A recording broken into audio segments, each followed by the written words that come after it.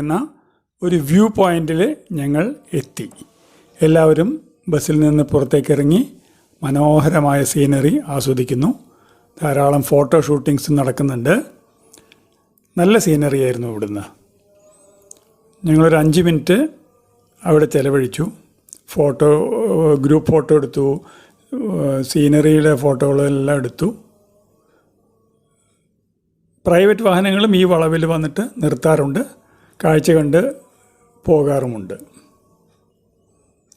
നല്ല റിഫ്രഷിംഗ് ആയിട്ടുള്ളൊരു സമയമായിരുന്നു.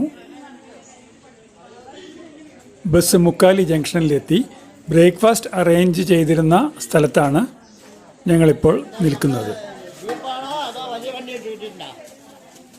നല്ല ടേസ്റ്റി ആയിട്ടുള്ള പുട്ടും കടലയുമായിരുന്നു ബ്രേക്ക്ഫാസ്റ്റിനെ അവർ ഒരുക്കിയിരുന്നത്.